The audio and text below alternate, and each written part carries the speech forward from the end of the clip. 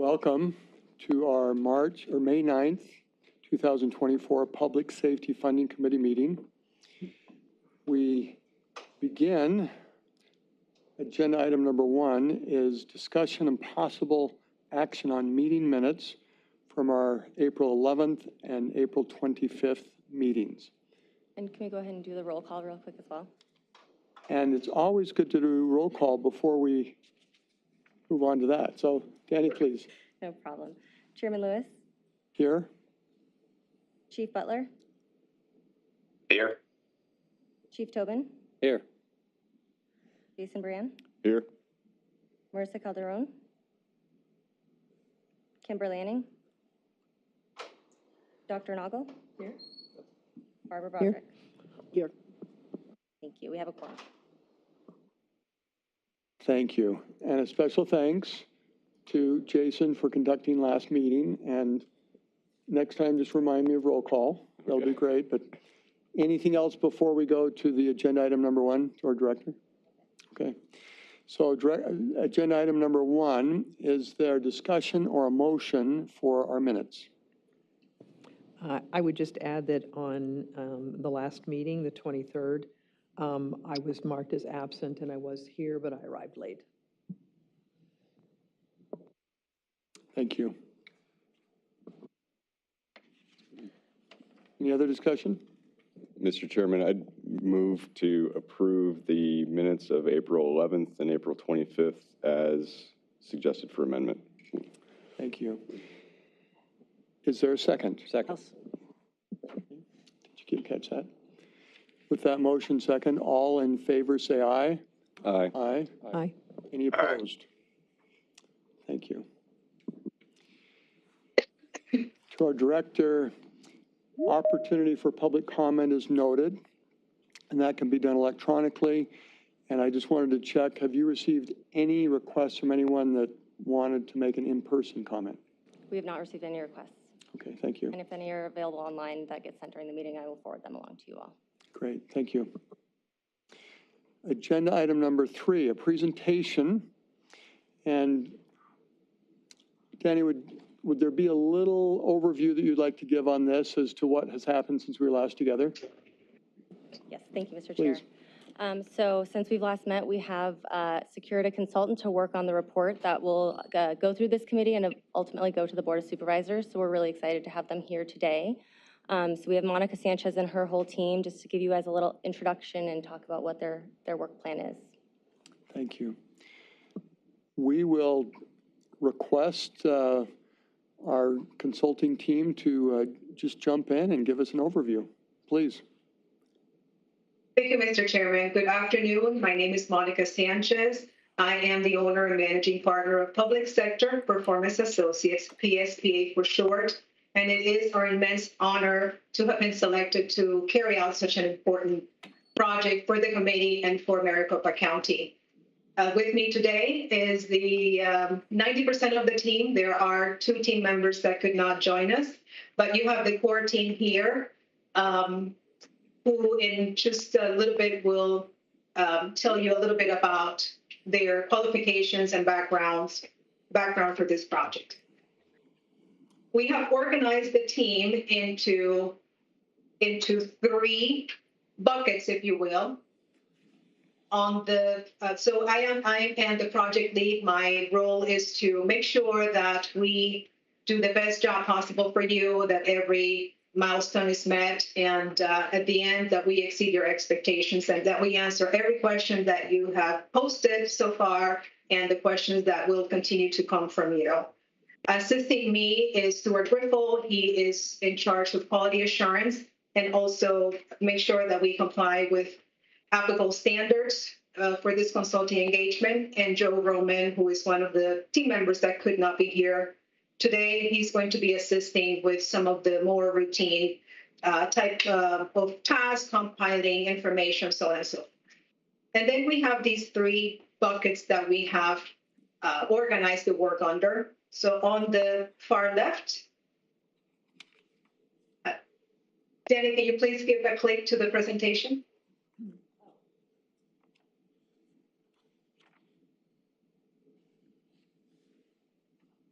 Okay, thank you.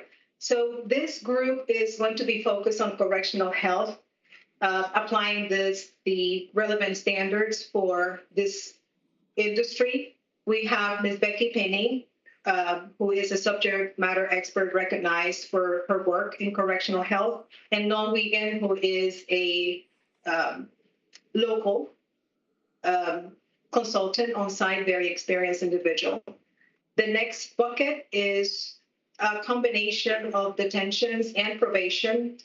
That is the largest team. This is the group that's going to be assessing the standards for detentions and for probation operations. And we have in there Ms. Kathy Brown, Sam Yin, Dr. Sullivan, and Jorge Hernandez. And Jorge could not be here today either. He is a statistician. We thought that it would be interesting to bring him on, especially when we start analyzing data for probation, recidivism, and things of that nature. And then the last team on the right is what we call the funding analysis team. We consider that to be a big component of this project. That is the group that is going to navigate the funding, what has occurred since in the last 20 years, 40 years since inception, navigating the intricacies of government accounting. There we have Norma, Paul, and Eduardo, who is this third team member that is not here today. You can go to the next slide. So here they are. You can quickly click through these, Danny. So that is us, but you will see them in live and in person, in live and in action in a second. Next slide.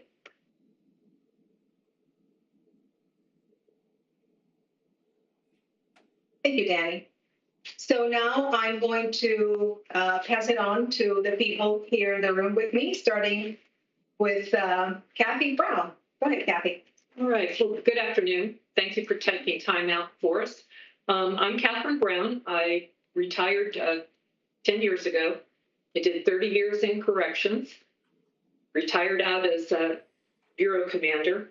I hold a master's degree in public administration. I've been auditing for 38 years now, pretty much all facets of corrections. I've done correctional county and state facilities, juveniles, community residential, federal facilities, central office reviews, probation and parole, and even training academies. So I look forward to this challenge, and hopefully we will be able to address your concerns and your issues. Thank you. Thank you, Kathy. My name is Norma Barrios, and I am a certified public accountant here in the state of Florida. I have 20 years of public accounting experience, and I have a double master's, a master's in accounting and a master's in business administration. Part of my experience has been in the government accounting and grant compliance world. I have been the lead auditor for OMB A133 compliance grant audits for counties, cities, special districts, and municipalities. I'm very excited to be part of the team, and I'll pass it on to Bobby. Thank you, Norm. Mr. Chairman, Committee, thank you so much for having us. It's an honor to be before you today. My name is Bobby Sullivan. I spent 30 years working in a very large sheriff's office in Central Florida. I retired as a captain of detectives. I then was able to go back to my alma mater and work towards my doctorate. I received a doctorate in business administration with a specialization in criminal justice systems and leadership.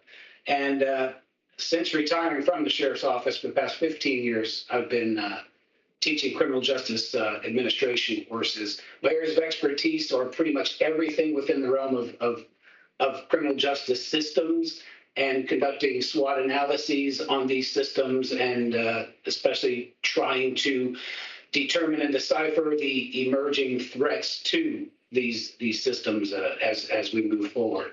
And it's an honor to be with you all. I love the great state of Arizona. It's my second home. Thank you very much. Thank you, Bobby. And now we will pass it on to Stuart Griffel for a brief introduction as well. Thank you.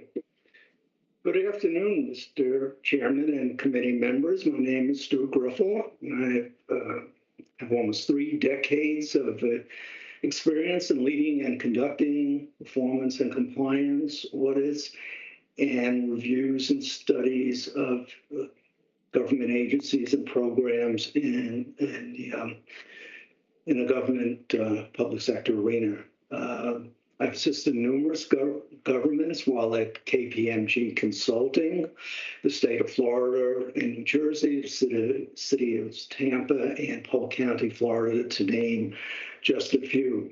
I've also worked in numerous government offices, including the Internal Audit Division of the Palm Beach County, Florida Clerk and Controller's Office, and the Austin, Texas City Auditor's Office. My role in this engagement as quality assurance lead is to ensure that the evidence we gather and analyze supports our conclusions and that our recommendations are relevant, sufficient, accurate, and complete.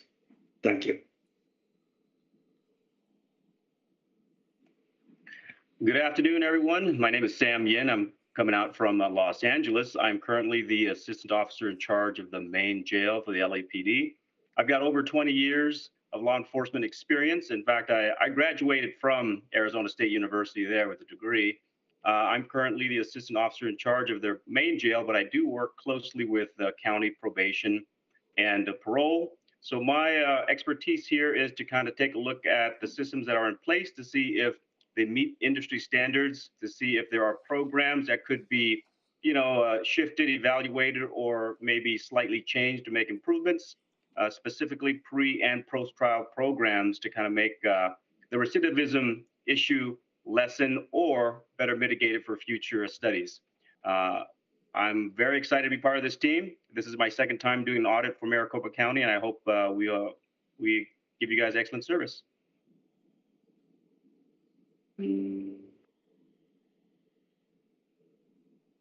Becky, if you're with us. Can you hear me? Yes. Okay, sorry. I'm Becky Penny. This is my 34th year in correctional health care. I spent my career managing big jails. I ran Rikers Island in New York City, the Philadelphia City Jail, so I'm used to big jails. I also have done another project with Maricopa recently. Enjoyed that experience. I work as a consultant for the National Commission on Correctional Health Care and will serve as a subject matter expert on any healthcare or clinical issues in this project.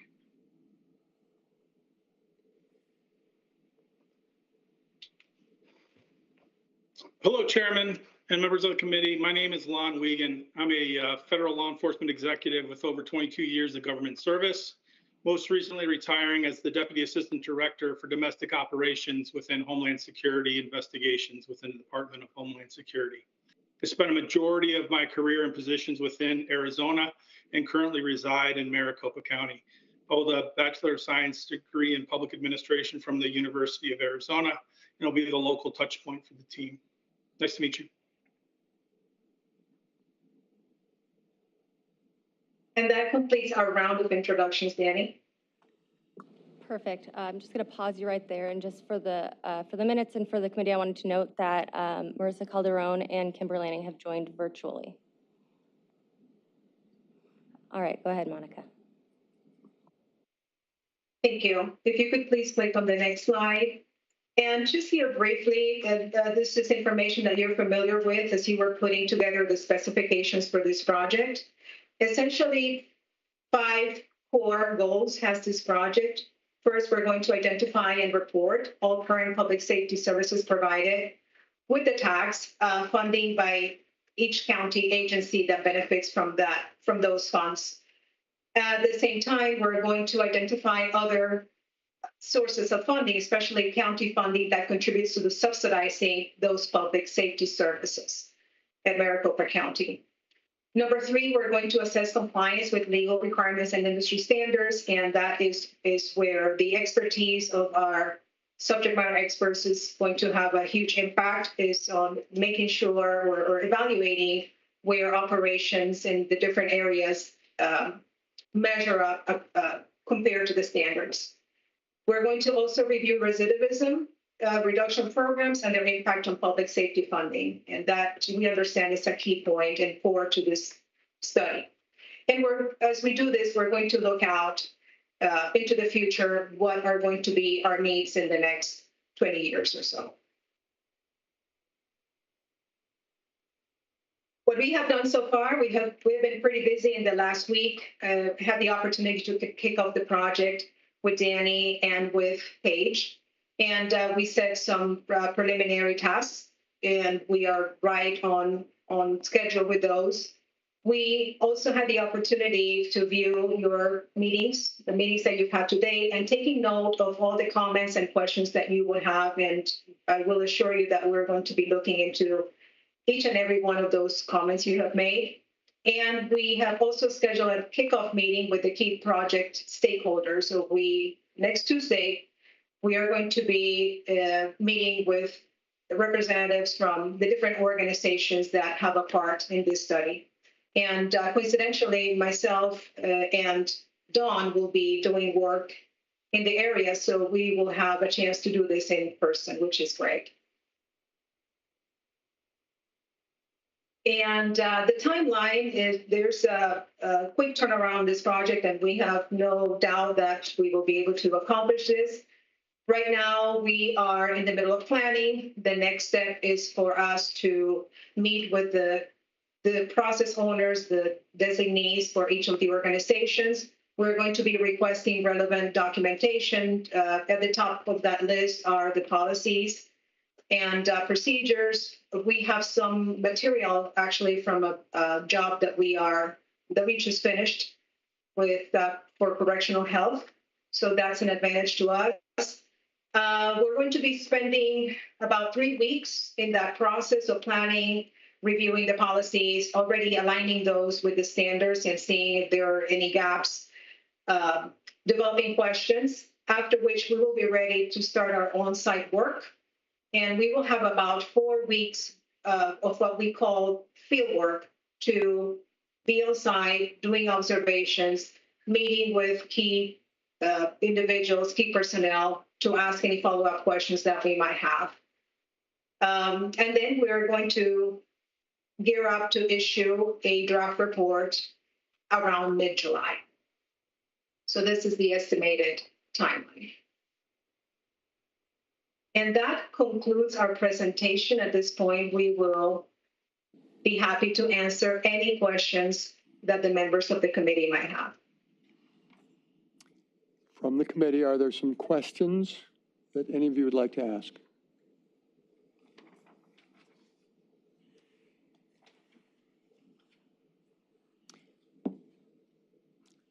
It sounds like a great team, and looks like a great team too.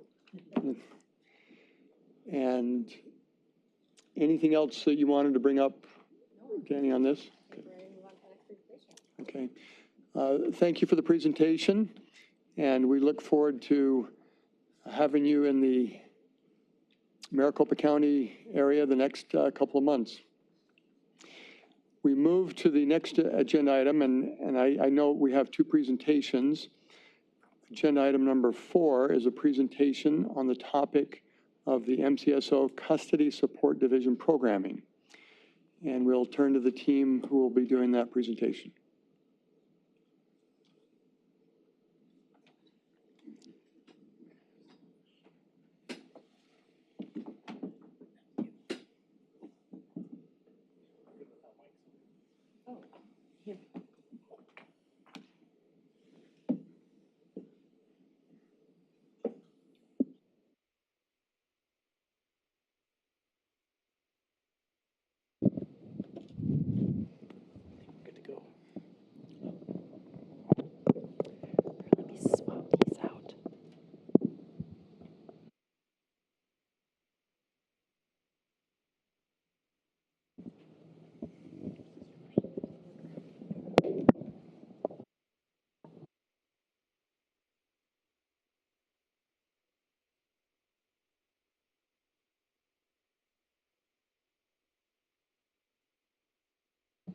wouldn't be a good start with a little technical difficulty, but I think we got that one out of the way. Now we'll be good to go. Now, Mr. Chairman, members of the committee, truly thank you for inviting MCSO back to present a little bit more of the good work that's being done out there in the jails. For those that were unable to attend, I'm Mike Dawson. I'm the Chief over Jail Operations for MCSO, and I brought two people with me that are much smarter than me. I got Commander Bridget Mack. She's the commander over our Inmate Services and Programs Division. And I have Sherry Johnston, who is our Program and Reentry Supervisor over there for the division. They both have lots of experience and passion in this area, and I think you'll be excited to kind of see what we truly offer out there in the jail system. So I'm going to hand it off to them and get started. Good afternoon. My name is Bridget Mack, and I'm the commander over the Custody Support Division.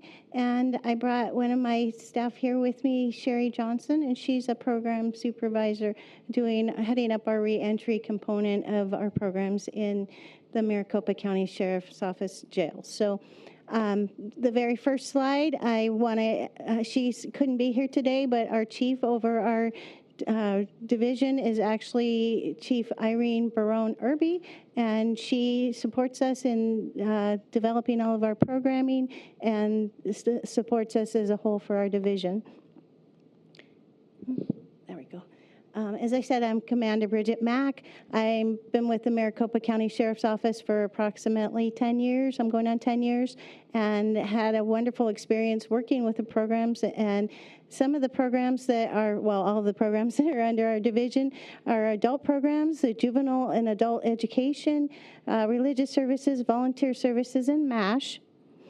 And I'll explain what MASH is in just a minute. This is my wonderful team, part of them, that work in our programs, and they do an incredible job at pulling together programming, creating new programming, developing new ideas to bring new things to the inmates. They also do course creation on our tablets, which has been a huge support to us in our programs component. Our objectives today are to identify the sections within the division. As I said, I'll talk about those in a little bit more depth in just a minute. Understand why programs are important, and learn about REDEEM, which is our newest program that we're doing in conjunction with Correctional Health Services. And we're in a collaborative partnership with them to do this new reentry treatment program. Reasons why we do programming and they're successful. The cost of the incarceration of juveniles and adults in our system is incredible, and we actually have about 78,000 people that are booked through MCSO jails, and just as many or more that are released. And the challenges that we face as a society with having so many people come through the jails is there's often substance abuse issues, there's unemployment, there's homelessness, there's lack of education and literacy, and mental health issues. And so those are all things that we try to address with the programming. Reasons why our programming are successful: individuals returning to the community that participate in programming have new skills and resources that make them less likely to reoffend, and that's what our ultimate goal is to ensure that they don't come back, and we reduce the recidivism of them returning to jail.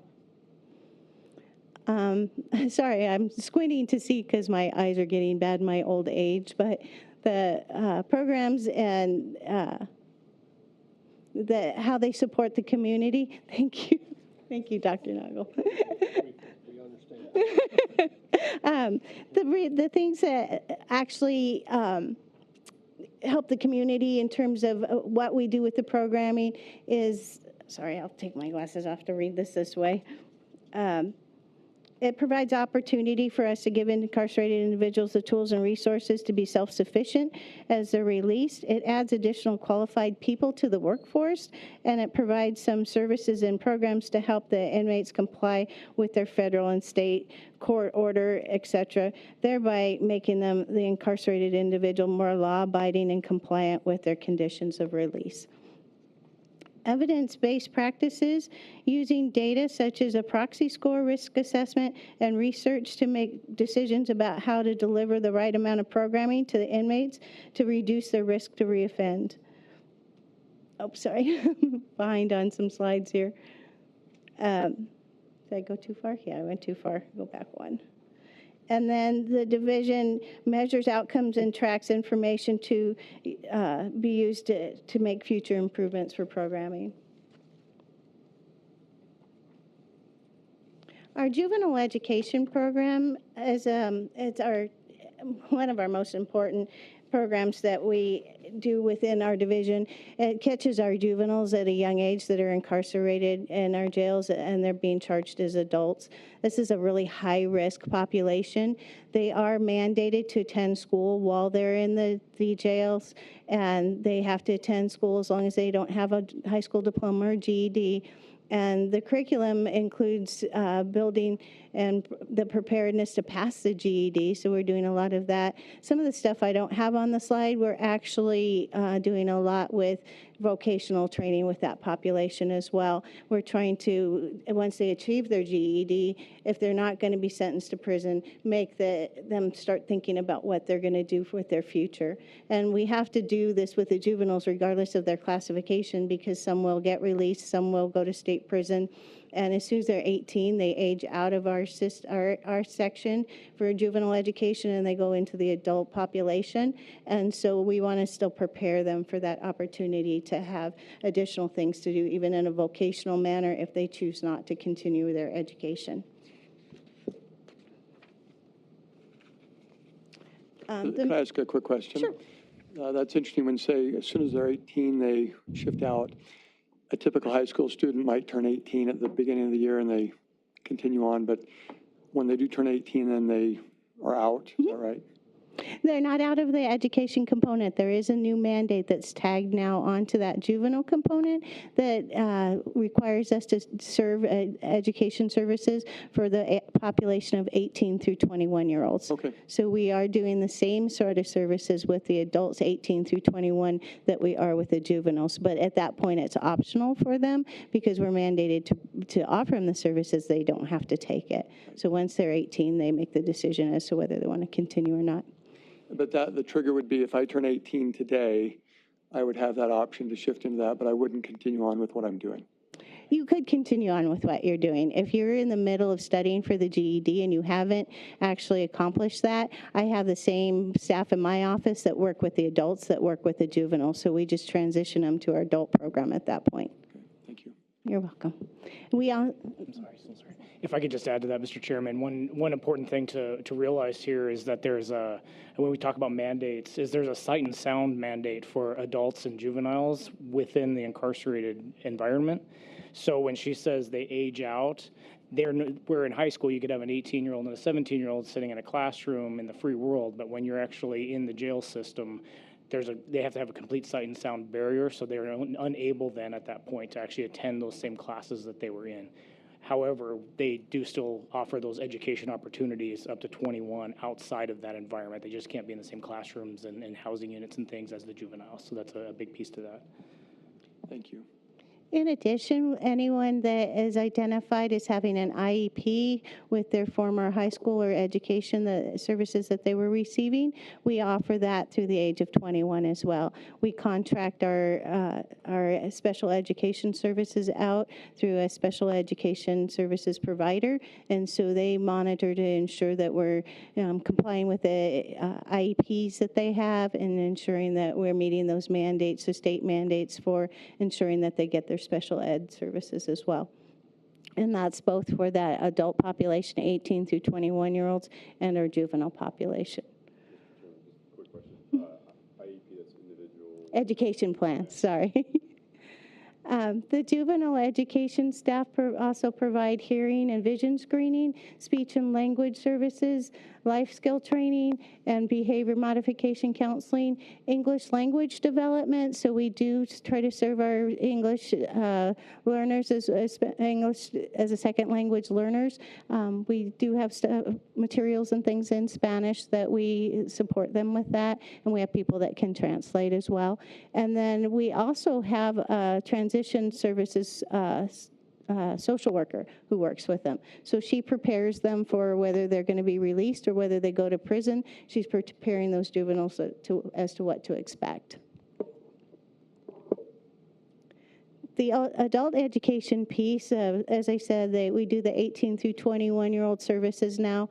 We continue the special ed services up to 21. We're trying to expand that even to our adult population as we continue to move forward. We've done surveys and taken some information from the inmates in the jail as to how many of them would like to continue their education even if they're over the age of 21. We're providing the GED test for those inmates that are over the age of 18, the 18 through 21-year-olds. We have had since the fall, when we implemented it for the 18 through 21-year-olds, 41 inmates that have received their GED, which I think is absolutely great because it gives them something more to enter the community again and gives them an edge to find a job. Lack of employment and lack of education. Oh, sorry, I didn't interrupt. It looks like someone raised their hand online for a question. So whenever you get to a stopping point. All right, I can go ahead and answer. I had posted hi, I'm Marisa Calderon. I posted my question. I'm over here on the internet. Do any of these juveniles receive any type of mental health or therapeutic services as well? Absolutely. We, if it's something that is beyond our scope within their juvenile education piece with the behavior modification, we also refer them to our correctional health services. And so they receive services through correctional health. Thank you. And I'd like to also, Commander, just a heads up, I noticed your initial slide, and this can be an oversight. It had Henry Ford as a quote. If we can just note for the record, I'd like to say, not in agreement with Henry Ford. He was anti-Semite, anti-immigrant. So we probably don't want to be showcasing that right now, especially with this population, with the content of this topic. Absolutely, duly notated. Thank you. I will make sure that it gets removed. Thank you. Can I ask you a question? About what is the ratio of inmates to the actual instructors of the programs that you have? For our juveniles right now, we have approximately 21, 22 students. We have two full-time teachers that are working with them. We are hiring additional staff, additional teachers to work with them as well.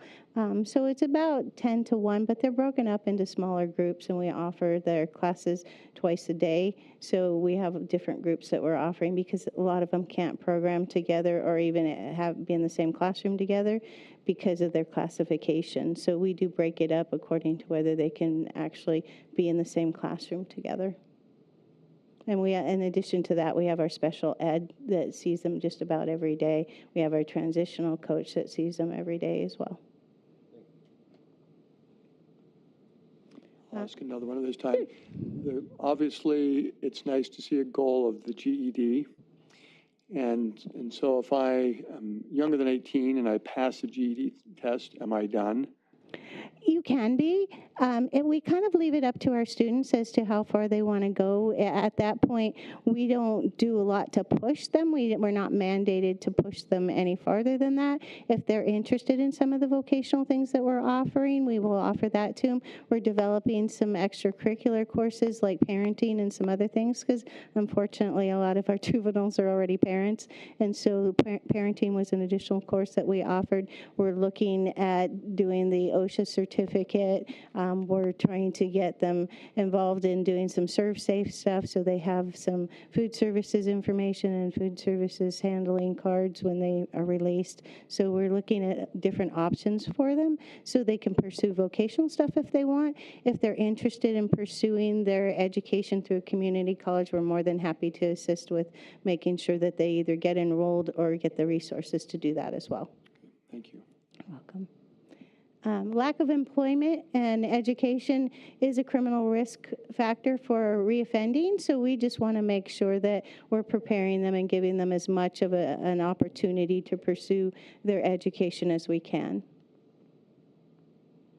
Next is our religious services. Our religious services, we have chaplains in all 4 or 5 of our jails. They do group services. They do individual meetings with our inmates.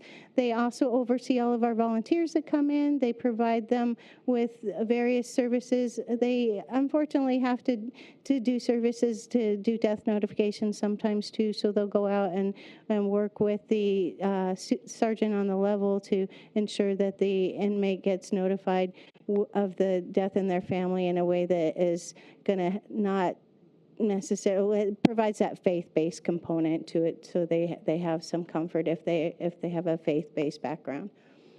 They support our staff in addition to supporting the inmates. So if there's an officer that says, hey, this person really keeps asking for a particular person from the community, maybe a priest or an imam, the chaplains will reach out to the community and find somebody that can come in and speak with that person.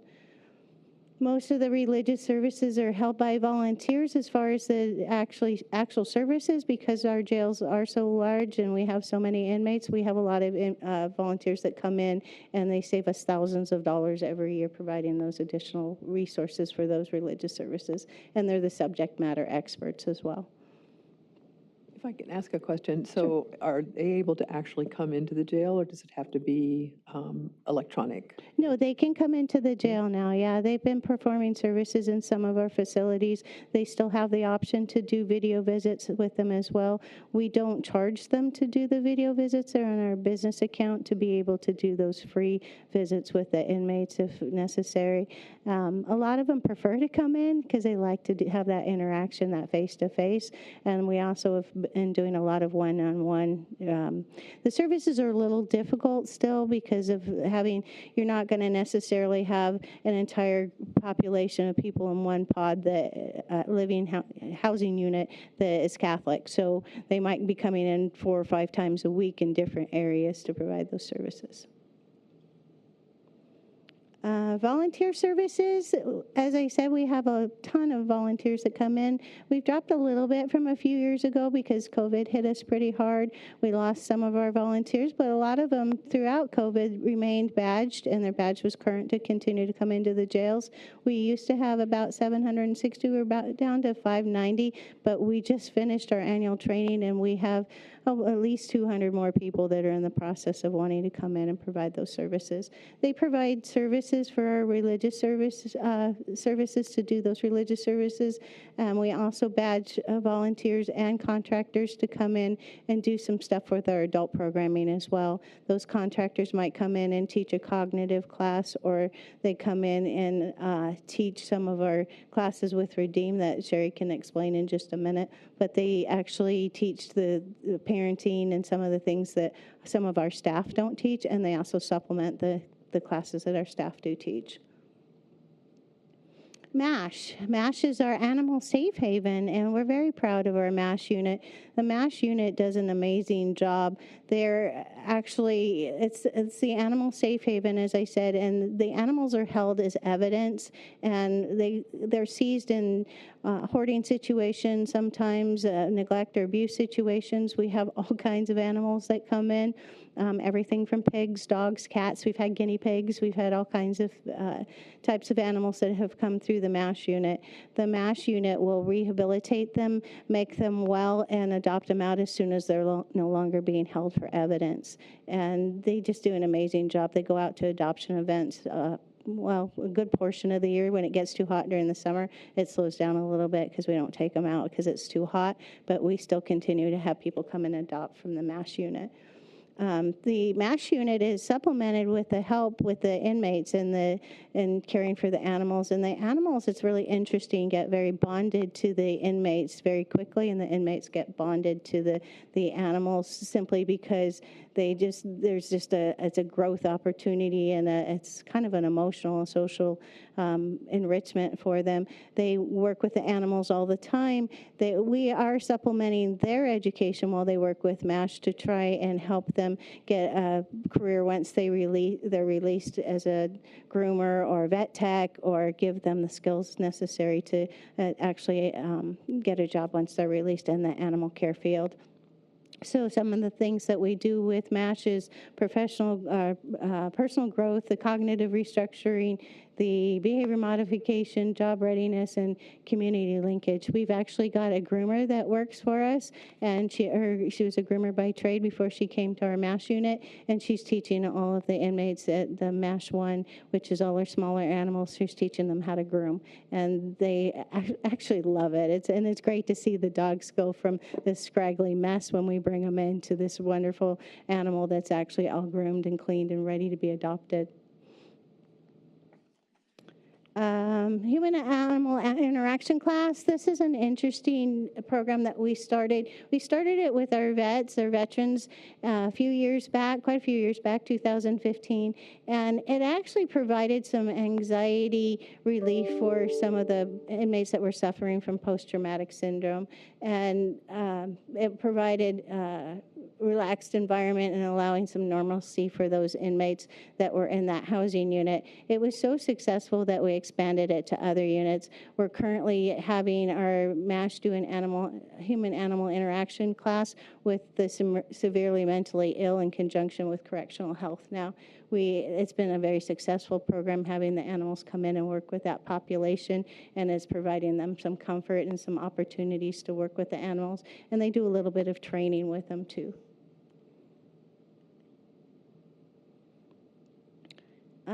Again, they go out and they work in all the different populations. They do basic handling. They do pet care. They do have general knowledge. They impart general knowledge in, I can never pronounce this word, zoonotic diseases. They cover zoonotic diseases. That's diseases that are transferred from animals to humans. So it helps the inmate identify those types of illnesses that somebody might incur because they own an animal. So it teaches them the safety precautions they need to take in order to not have that transfer of that illness. Our adult programs, they're NACO winners. We've had amazing things come out of our programs. The tablet program won a NACO award just a couple years ago, and we have an inmate clothing closet program that just won a NACO award about 2 or 3 years ago. And these programs we started just because they help support the inmates. And the tablet program, I'm sitting next to somebody who's an amazing whiz at creating programming on our tablets. She's done an incredible job, not only creating the programs, but training a lot of other staff on how to create those programs. And so I have to credit Sherry for doing an amazing job at doing all of those programs that we create that are local and helpful to our inmates. We created programs that would give them the resources that are local instead of a global type resource for somebody that might not be as useful, something that might not be as useful for them. You might want to explain what NACO is, because it's a big deal. You what? You might want to explain what NACO is. Oh, I'm sorry. NACO is, let me go back. NACO is the National Association of National Association of Counties. I just want to make sure I get it correct. And we submit the nomination for these programs simply because we felt that they benefited the inmates in such a way that they actually were successful, and it gives them, the inmates, that opportunity to, again, have those resources necessary to reintegrate into the community. The adult tablet classes, some of the ones that Sherry has created, or the Did You Know series, where she talks about things within the community, topics that come up that are pertinent and current, like a current affairs type situation. Food for Thought series, thought-provoking cognitive questions. correct me if I'm wrong on any of these, Sherry.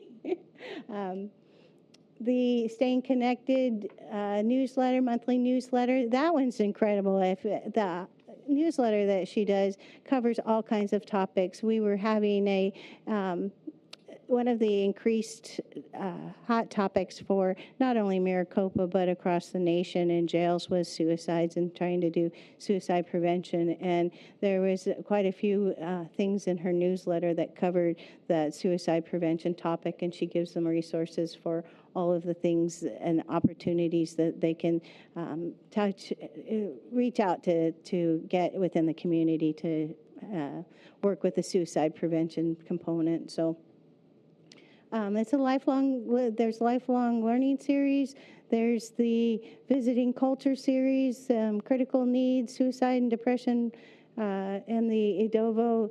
The ADOVO actually has well over 2,000 classes on it. It's a platform that we use in conjunction with our ViaPath telephone company. They actually supply the tablets for Maricopa County Sheriff's Office, and we chose to use their learning platform, and it has well over 2,000 courses on there, and we have a high usage of those courses that the inmates can access. The very nice thing about the tablets is it reaches out to all populations. For inmates that we couldn't program in person, it actually is an opportunity for them to take classes on those tablets.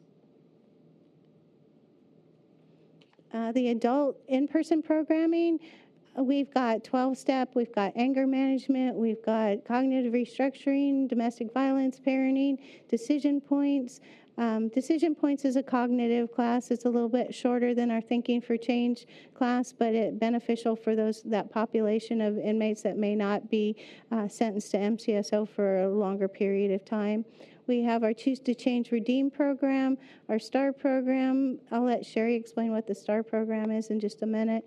Our Journey Home program, our human-animal interaction program, and Father Matters program. Father Matters is a community agency that is now coming in, supplying resources for inmates once they're released and helping support their family while that person's incarcerated as well. New to MCSO is our REDEEM program. It's the Recovering Enduring Education, Empowerment, and Mindfulness program. And you can blame my lieutenant for coming up for that very long name, but it actually does suit the program, and it's important to have all of those things in the name because it does do all of those things. Sherry Johnson is the program supervisor that is over that program, and she has a program coordinator, Troy Rice, who actually was a former detention officer that became a civilian once he retired and works with Sherry on that REDEEM program.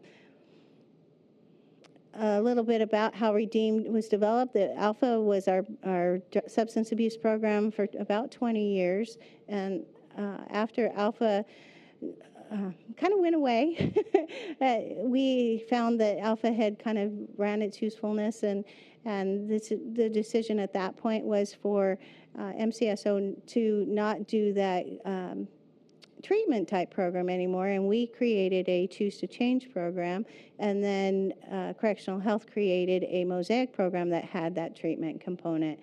After COVID, it was really hard for both agencies to come together, or not come together, but to continue sustaining both those models. And so we decided that we were going to go ahead and work together and create a program called REDEEM, and it's done in conjunction with Correctional Health, and they help us with the treatment component, and we do the cognitive component and have lots of resources. It's an 8-week program that Sherry has head up, and here's some of the courses that are actually in REDEEM.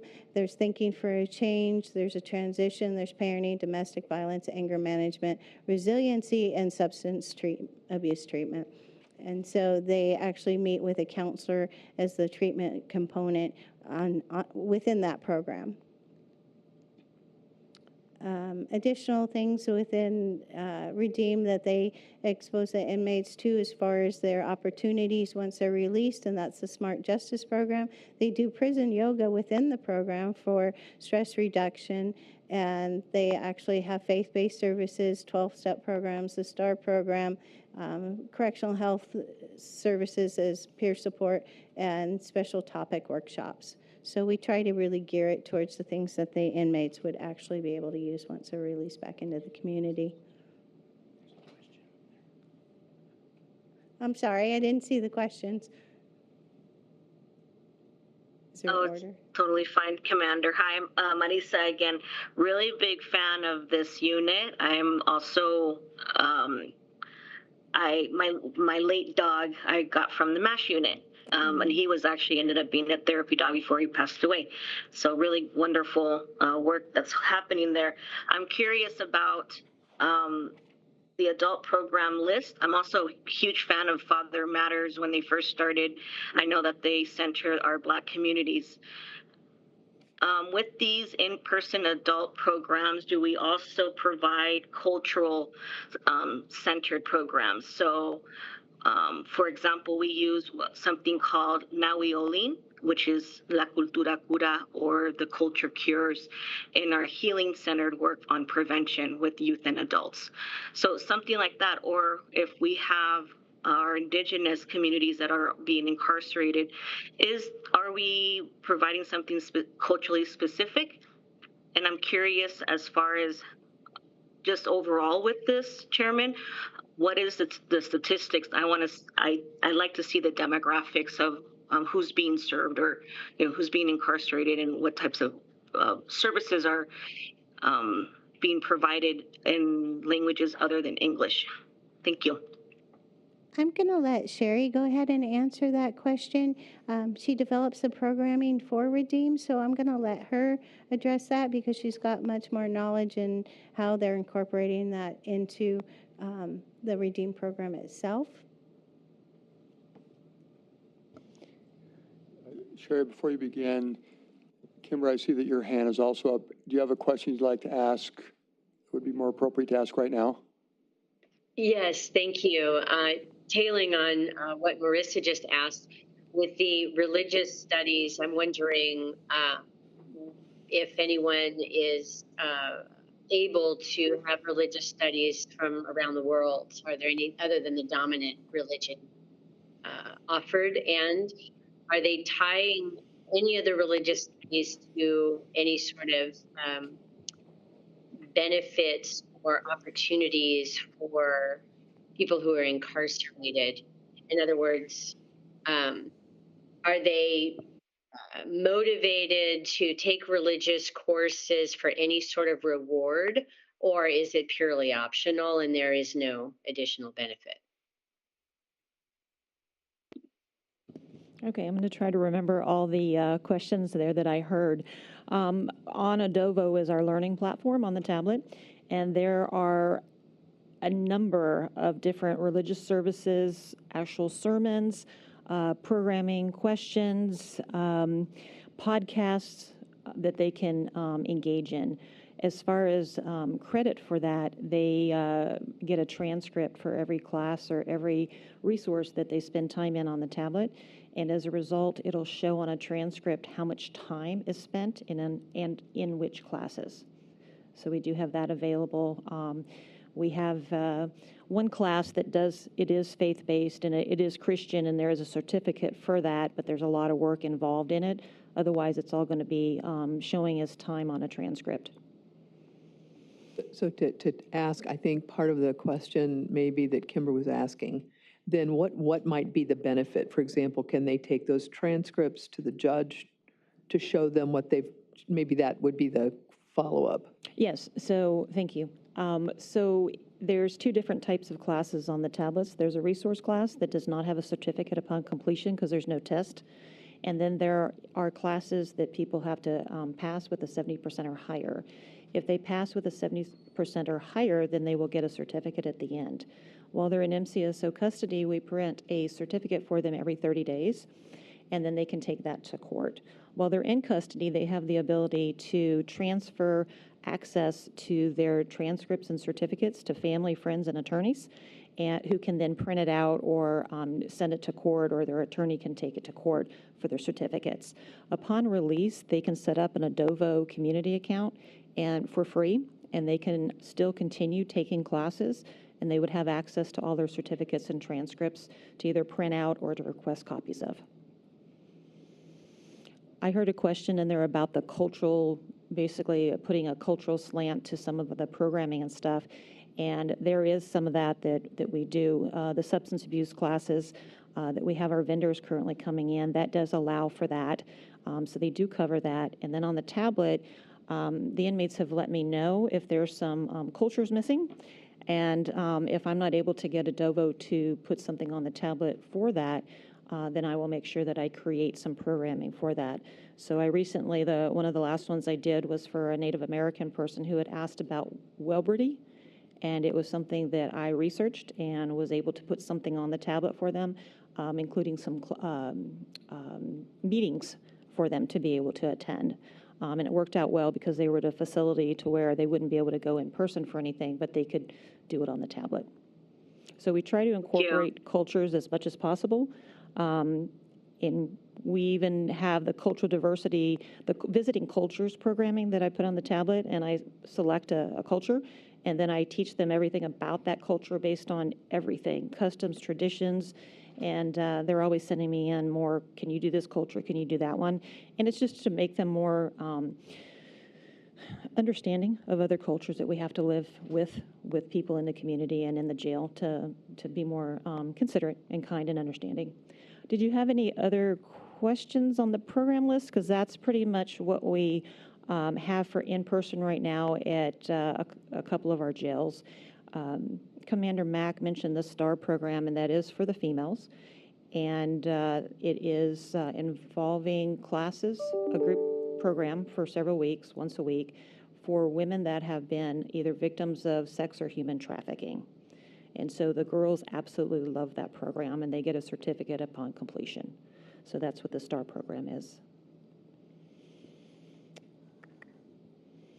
All right. So this is a group of recent graduates. This is at Watkins Jail. We have a program house that is only for inmates in the program, so they're not mixed with inmates that are not programming. And it houses, we have classrooms, and 2 classrooms, so we're at 38. And so this is a group that graduated. Typically for Redeem, or previously it was known as Choose to Change, and then now Choose to Change with the treatment, and then it'll become Redeem, and it'll be the same program, just a different name.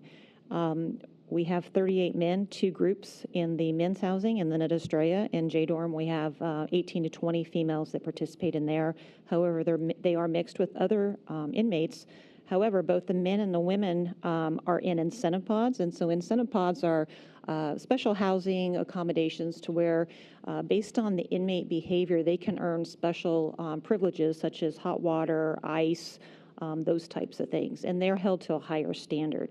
So we have our program people who are held at an even higher standard in a incentive housing.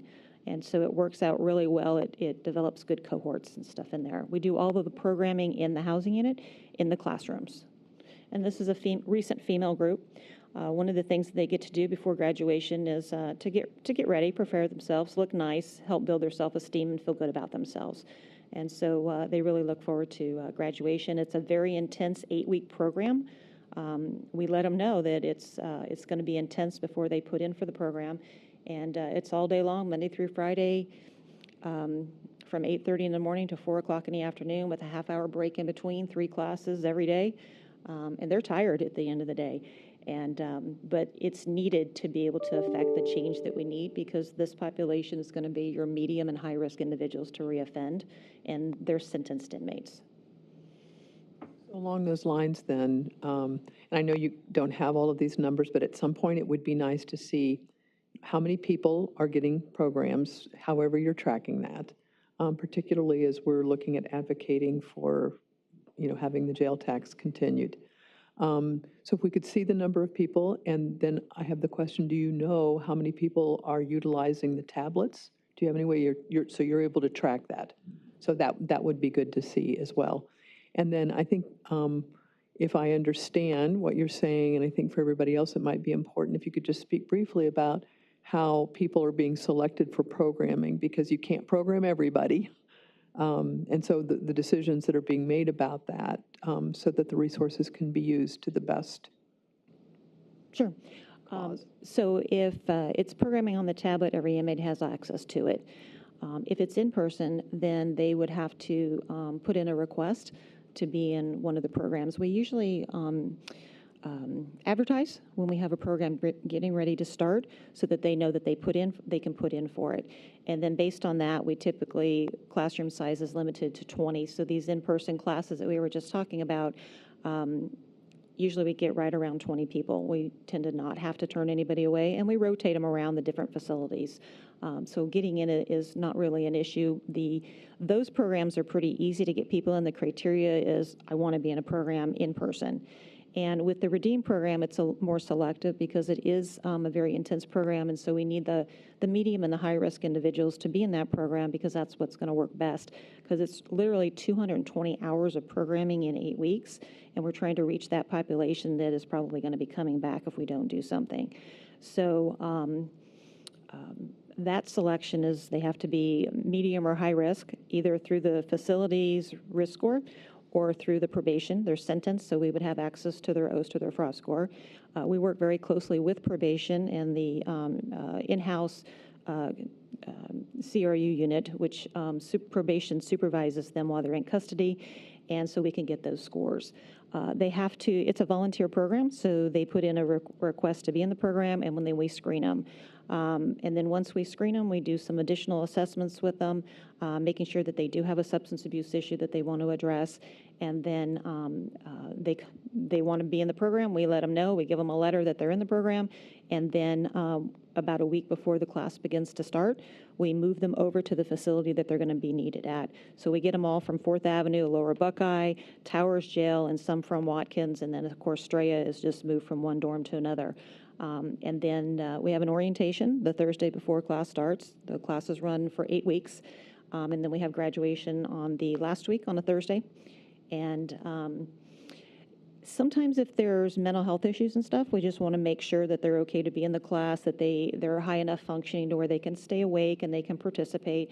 Because in addition to the substance abuse component to this, it's very heavy on cognitive restructuring. And so they have to be able to make it through that. We don't want anybody struggling. So anybody that maybe this program is not for, we'll consult with Correctional Health Services to see if they have maybe a program that might be better suited for them. Thank you. Sure. And if I don't have the button to push. I don't know if we can see this. It's a video of a student that graduated. Maybe down at the bottom of the little picture.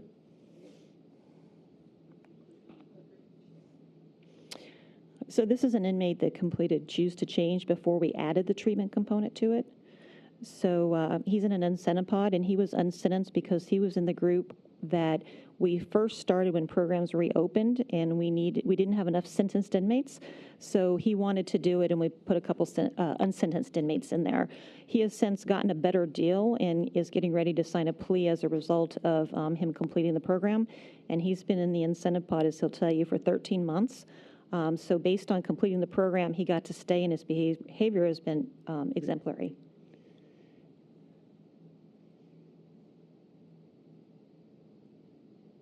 And then if you click on the sound button on the bottom right of the picture.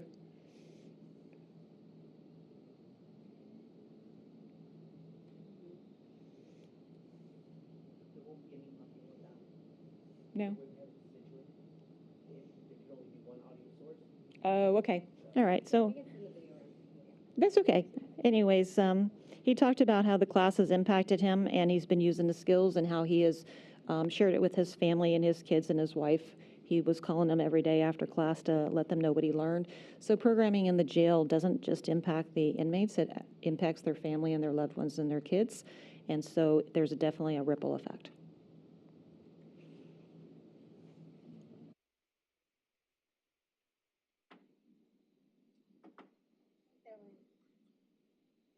I think there was a question and answer slide, but it doesn't seem to be there, so we'll just go ahead and go to the question and answers. I did want to circle back real quick to the religious component. We do, of our chaplains, we do have one of our chaplains that is Native American. He did start a Native American group at the request of the inmates, and they actually meet and they talk about cultural things and spiritual things with him and practice some of their Native American cultural stuff. In addition to that, we have various, a couple of them now, contract chaplains that come in that are specialized chaplains that deal with specific religions and the request of the inmates for specific religious acts and rites. So any questions? Any more questions? Commander, can you help me understand a little bit about how we measure success? Like, what are your benchmarks and your metrics on this so that I can kind of get a sense of how you think about how you're doing? Yeah, it's really difficult to measure recidivism because every single agency has a different definition of it. We measure success with our agency is not seeing the same inmate come back and request programming when they're back for their second or third time. We are doing a lot with tracking. Actually, Chief Dawson and I were speaking about that just a few minutes ago, and we're trying to develop more of a systematic way to be able to track the success of what we're doing in programming. We do get a lot of inmates that will reach back out to us once they're released and tell us how successful they were after reintegrating into the community after they were released because of programming. So they do reach out to the sheriff's office and we get feedback from them once they're released. But it's really difficult because you want to draw that line once they're released and say, okay, we gave you the tools, now you need to use them to reintegrate back into the community.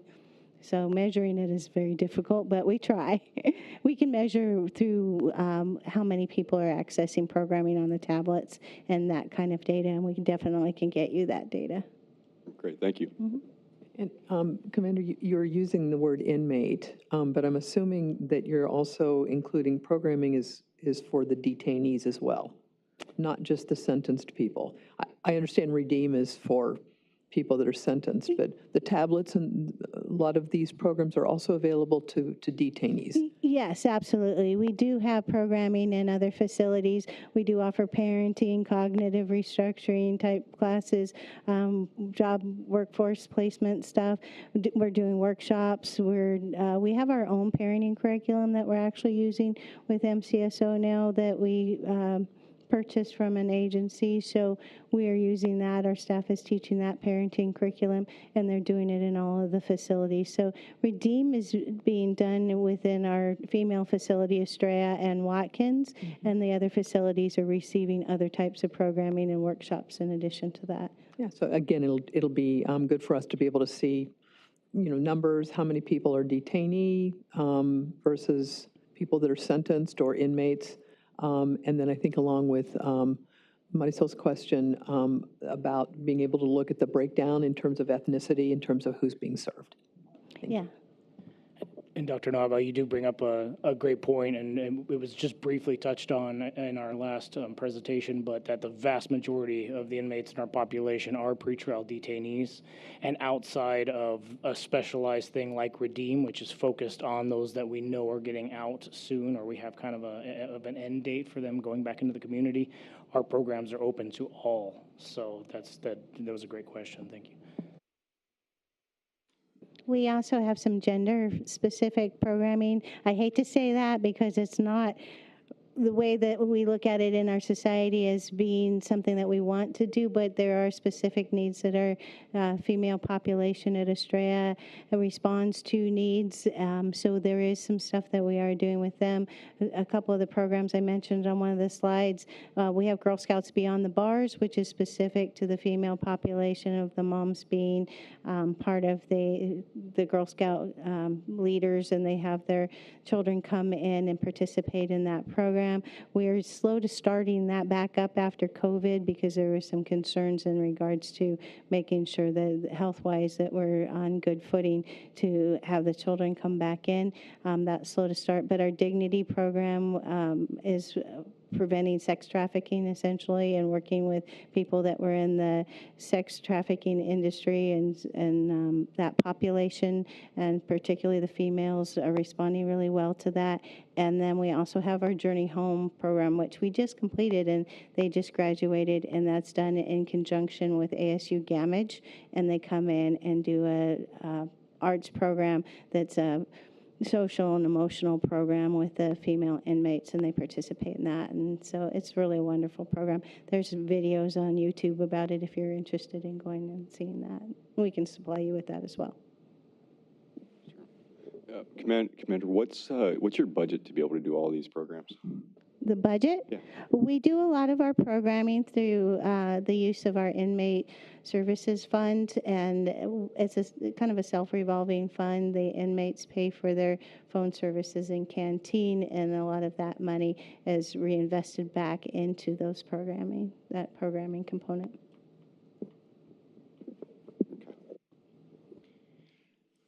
So my personal assessment is I'm very appreciative of what I just saw in the programs, and I can see what a blessing and how it would help.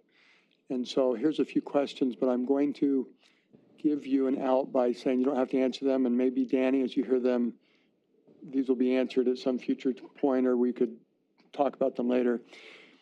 The schedule of a detainee or inmate, do I get up at a certain time, go to bed at a certain time? And I know there would be meals at a certain time that might fluctuate.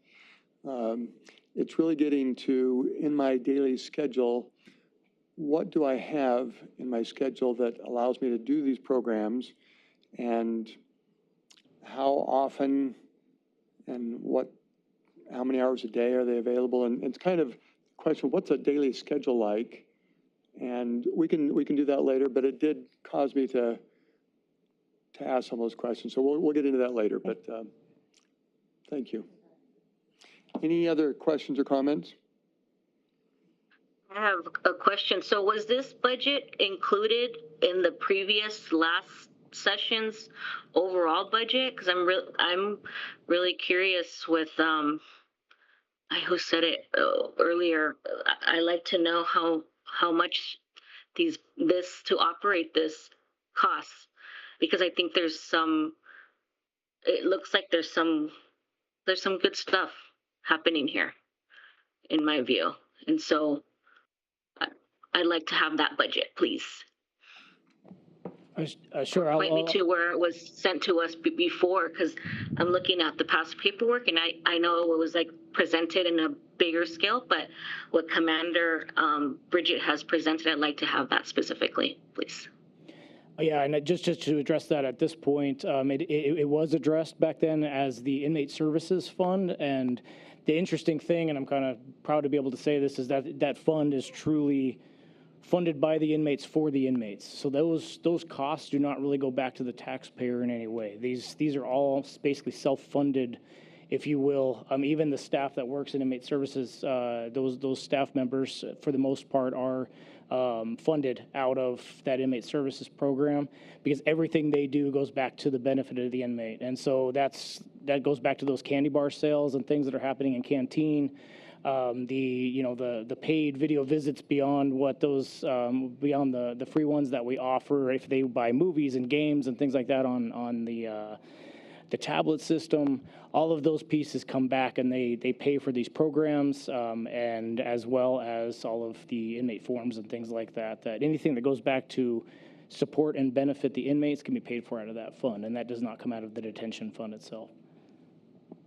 I just wanted to add real quick, too, for the juveniles, we have the education funding that we get from the state in addition to a couple of grants. So a lot of the juvenile education stuff is done through those grants. So that's separate grant money. And on top of that, what was previously shared in the last presentation with the overall budget, they also gave us like their wish list, right? Like what they need going forward. So Commander, like again, as the chairman, so you don't have to answer this now, but what would you need going forward? What's something that you are seeing a gap in? I saw a presentation that told us about the services, and just like the previous folks that presented on the overall budget, they gave us the need that is needed right going forward. What about for these programs? Thank you.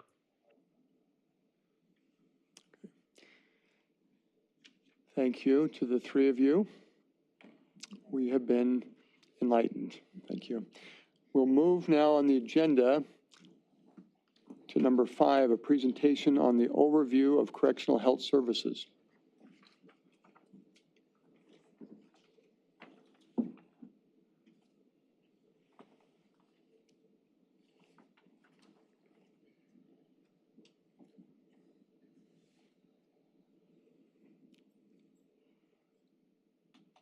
Welcome. Thank you. You'll need a green light. Okay, there we go. All right, Chairman Lewis and committee members, thank you very much for having me. Today, it's an honor and privilege always to speak to Correctional Health Services. My name is Lisa Struble. I'm the Director of Correctional Health. I've been so for about just over 2 years now, but I've been employed with the department for about 13 years. So I was asked to present really an overview of our services. We are a large organization, so I will do my best to capture the essence. But certainly, if there's any questions that I can't answer, I will certainly provide you with the answers. Gather them for you. So what is? And I'm doing the same as Commander Mack. My glasses might come on and off, so I apologize.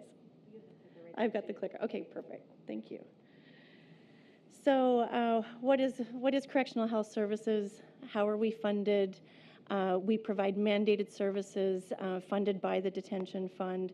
And so I'll go over those aspects kind of at a high level, touch on some of the highlights of what we do, including then also our community reentry services that are kind of beyond the usual aspects, I think, of healthcare. All right, so what is CHS? We are the largest, to my understanding, largest county-employed jail correctional health entity in the country, possibly North America. What does that mean? Throughout my presentation, I'm going to just include some numbers for you, just to kind of lend to the scope of what we do and what we handle at CHS. So we're 24/7, as you well know at this point. Our doors don't close. Every day, we've got an average a population of around 7,000 patients. You'll hear different presenters refer to defendants or inmates or detainees. To us, they're patients. And we employ 587 full-time employees to do so.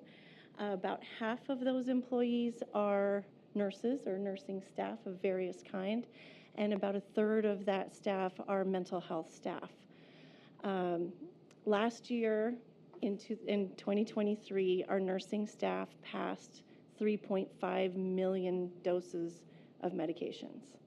And so I just want to pause and say, what does that look like? The provider visits, the prescribing, the ordering, the procuring, the receiving, the getting onto the floor and delivering those medications to our patients in a safe manner it's monumental. And that's just an example of what we do.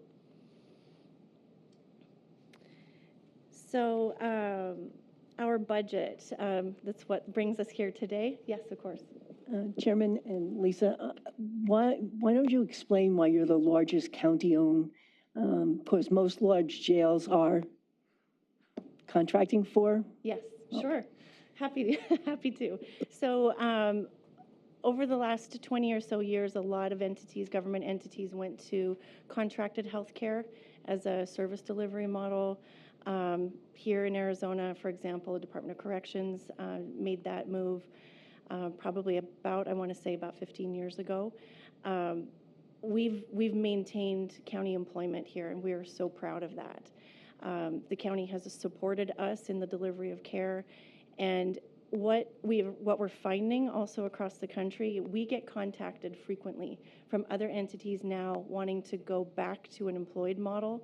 And they say, how did you go back to an employed model? And we said, well, we never left. And so They find the contract management very difficult, that it's also, they find that the contracts are bifurcated. So they will have different contracts for perhaps their providers, then mental health, community transition, which then also from a compliance point of view is very difficult to manage because their electronic health records are all in different format.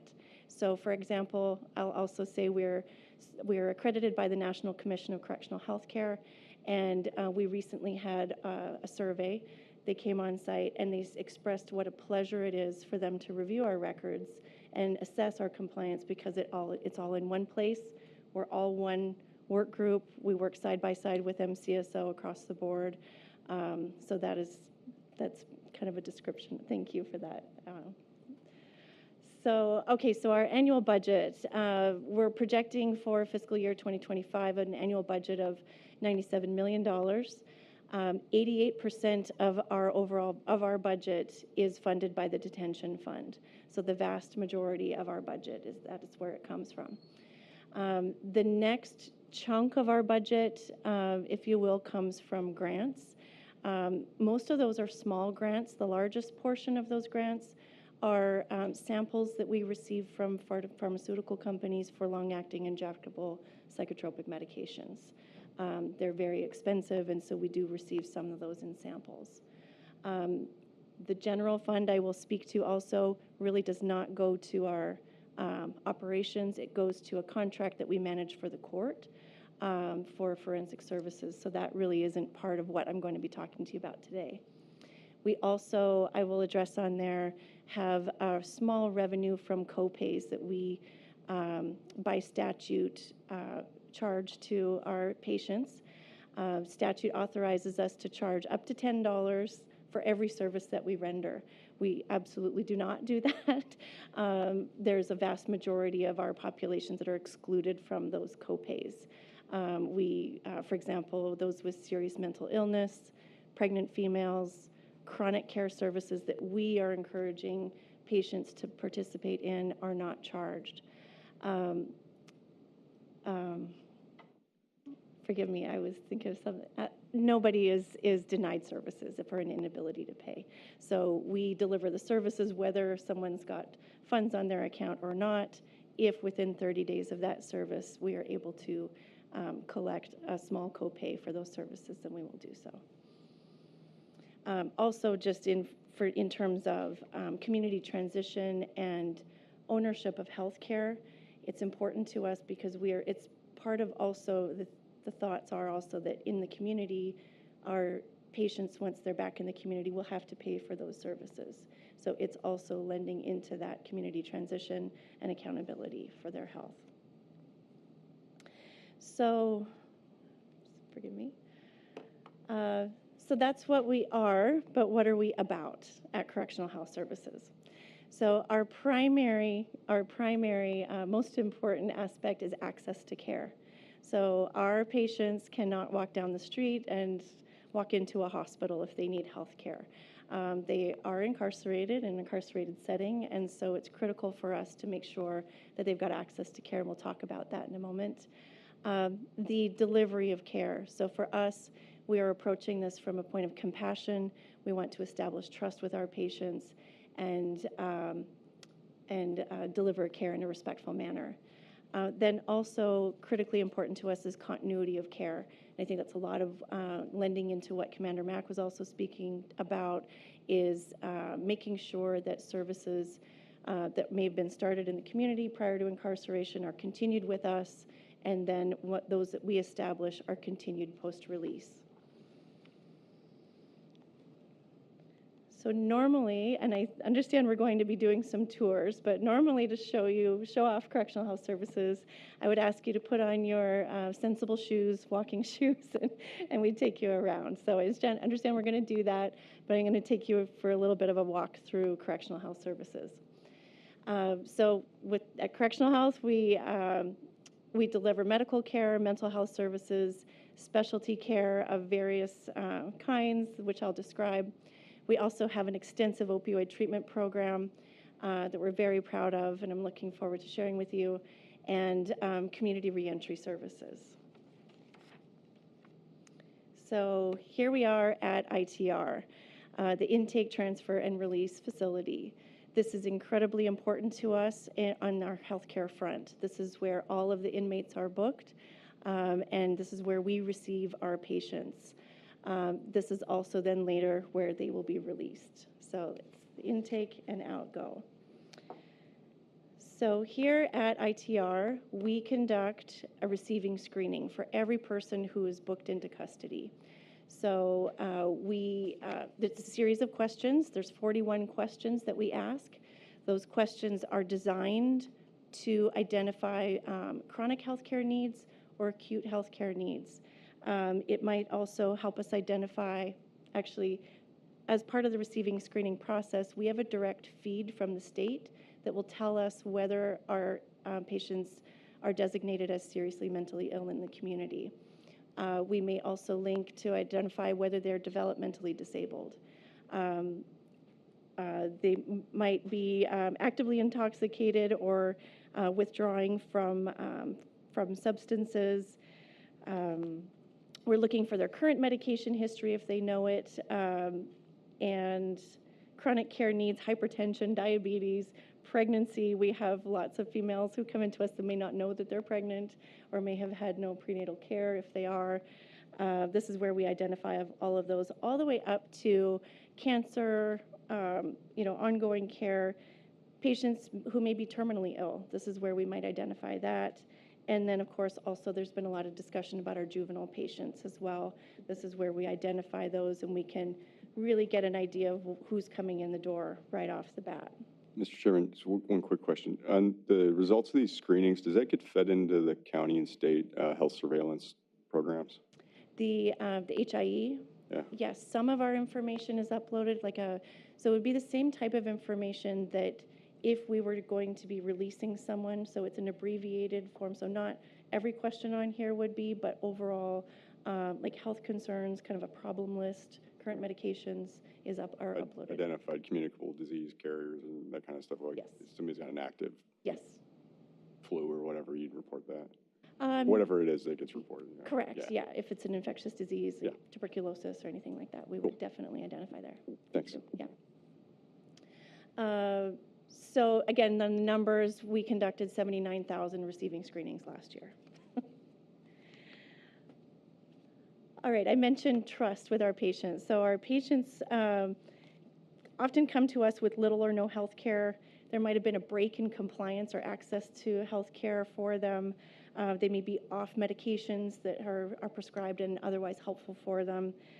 They may be under the influence or actively withdrawing from substances. And like I said, they might be pregnant with little to no prenatal care. Also, this is Phoenix, and they may be suffering from heat impact. We're going to talk a little bit more about that, but I just wanted to send kudos out to our MCSO partners. Within the last 2 years, we've really learned a lot about the effects of opioids on the body, frankly, and mixed with, particularly when opioids are mixed with stimulants. And so if you get an opioid, so if someone's taking fentanyl, combine that with, in our area, it would be methamphetamine would be a common one, and then combine that with dehydration, and it's a recipe for complete heart failure. So the results can be catastrophic. So we work together with MCSO, and now MCSO has implemented a hydration program. I think you learned about that the last presentation, and we added electrolyte therapy into our withdrawal assessment. So heat and dehydration are critical to the health of our patients. I just wanted to point out that I think it's just the social determinants of health that can play a role in the condition of the patients as they come in the door to us.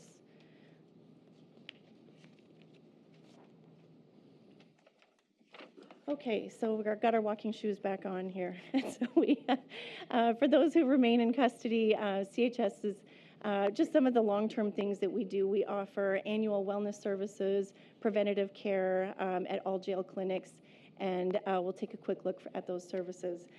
Before I move on, the other thing that will happen at ITR, if someone is identified through that screening as needing care imminently, so there's active treatment needed, we have a clinic on site there with providers 24/7 where they will go back into that clinic and have a thorough health assessment. Same as a history and physical as what you would have a physical exam. And just to speak to the percentage of our population who has it there before we can transfer them, it's about 67% of everyone who comes in the door. We do a thorough health assessment right there, an exam. Other ones receive it within 14 days once they're housed.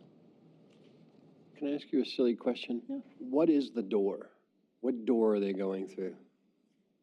The door. When you say when they come through the door. Come through the door, okay. Yeah, help me with, I'm just trying to understand, what door are they walking through? When they are booked at ITR and the arrest, so they come to us, I'm divulging a little bit here, but Okay, sorry, I digress. So 3 ways they'll come to us. And they come to the ITR either from court remands, so either the court has said, no, we're going to take you into custody right now, and we come over. We actually do receiving screening at the court tower to kind of facilitate that process as well. Otherwise through our arresting agencies, so any of the police agencies from across the city, including MCSO, if they're arresting folks, then they are going to come in to ITR there with the arresting agency.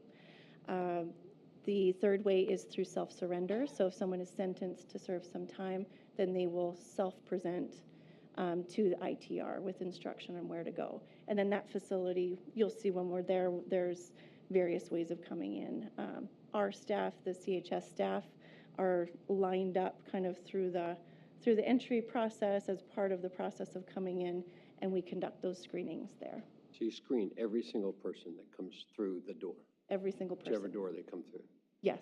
Okay. Every single one.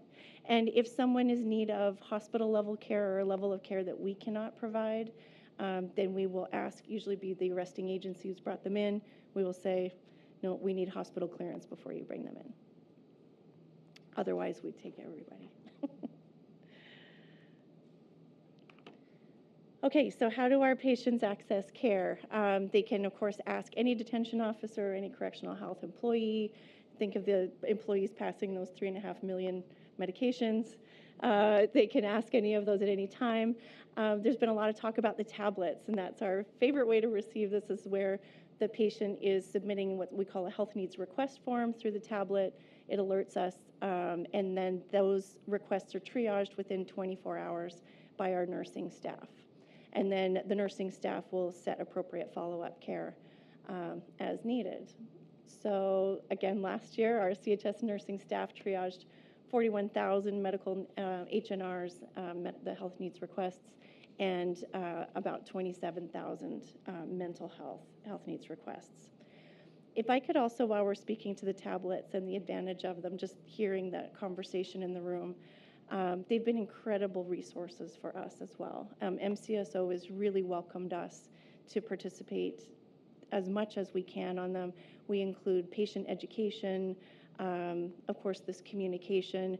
We will also help notify them of appointments so that they are knowing ahead of time, hey, there's something coming up for me. So just been a tremendous resource for us that we're so grateful to have. I have one more note here. We also include suicide prevention information on those tablets as well. Okay, so our on-site services. So as you know, we're largely funded by the detention fund, which we protect every way we can because we use it to its fullest. So every service that we can provide on-site for us, where we are the ones employing the staff, we are the ones managing the care, is advantageous for multiple reasons. Obviously, it reduces transportation. It's better safety for our MCSO partners who are transporting them, and for us as well. So these are some of the services that we provide in our jail system today. We have a 60-bed infirmary for medically acute patients. Those might be patients who are in need of oxygen or post-surgical recovery. We also have a 256-bed mental health unit for our acute mental health patients. That unit, we had 6,300 admissions into that unit last year. that unit is very fluid. There's multiple step-down units on it, encouraging folks to to commit to wellness and participate in treatment, and to get them to the least restrictive environment that we can get them to in the jails. We've got dental clinics, infection control programs, HIV treatment, radiology services, lab testing, dialysis, optometry, and long-term rehab services such as physical therapy that all protect the detention fund, which we would have to send out for. For those that we don't have services on site for, we do send for off-site care. So these are off-site appointments, for example, oncology. We don't have an oncologist on staff, so we will send patients as needed to off-site appointments. Emergency room send-outs to the tune of $3,000 a year, and hospital admissions, of course. I just want to note also a draw on the detention fund on any of these is that our MCSO partners are side by side with us on all of these. So no one can leave this facility, obviously, without detention. If they're admitted to hospital, it's 24/7 security. So Okay. Yeah. So if I see this and I'm looking at these numbers, and you send about 9 people a day, maybe to emergency rooms, is there a need for more of that type of care inside your unit so that you're not sending as many people out? Would that be a need, or? So, so we actually added EMTs to our model over the last couple of years, just to support nursing as the nursing shortages have been across the country. But there's certain things that we won't. I'll just give an example of abdominal pain. If someone's complaining of abdominal pain, we're going to do what we can to rule it out. But there's certain things that we do not want. A patient suffering from or anything in custody if we feel like, or in the jail, if we feel like we can get them to hospital level care. And sometimes we don't have perhaps a provider on site in the moment or something, so out of precaution, we're going to get them to the ER and see if we can get them cleared to come back. So we will offer, up to certain levels. There are some systems who are connected with hospitals. I believe in Texas there's a system where there's an adjoining hospital. It's just a different structure for us, so,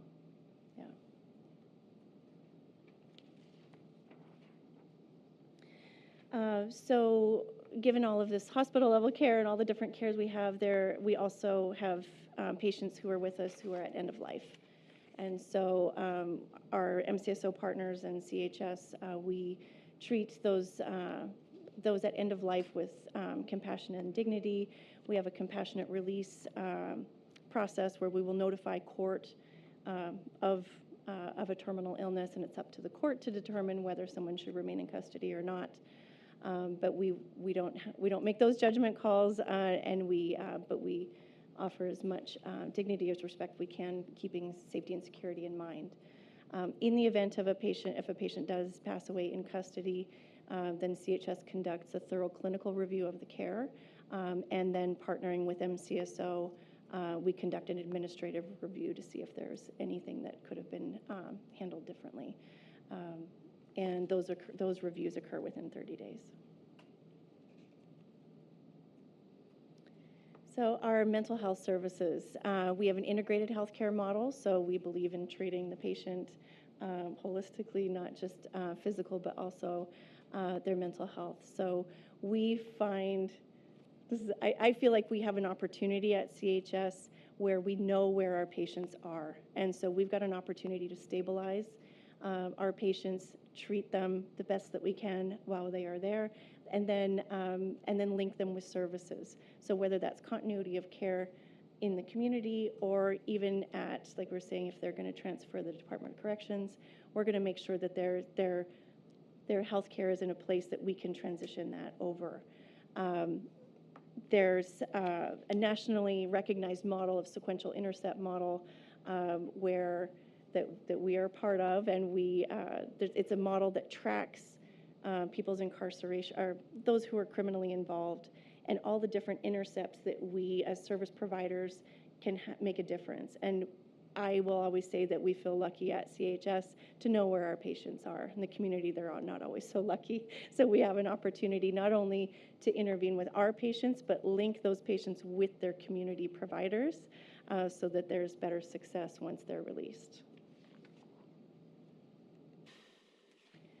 Just a brief overview. This is a large department. It's a third of our organization, and I'm putting it on one slide here. Where so our mental health staff are just phenomenal.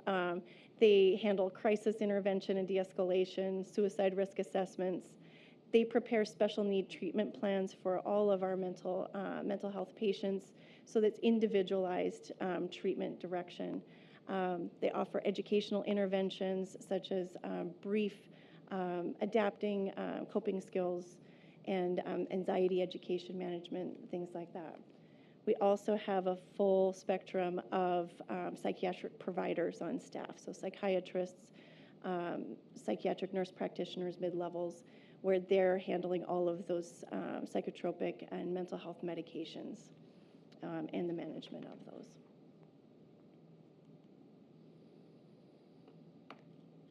So our opioid treatment program. We know there is an opioid epidemic in Arizona, and we are no strangers to that epidemic. Based on community standard and practices back in 2015, the detention fund resources that we had available in those times allowed us to start an opioid treatment program. It started for pregnant females because the risk of fetal demise if she's untreated increases if she's opioid addicted, the mother. So that program has grown and grown and grown. And last year, thanks to partnership from Public Health, we were able to infuse some opioid settlement funds also to augment the detention funds that we were using. We added we created a team of 7 addictionologists and a manager, and so they are a very, very busy crew.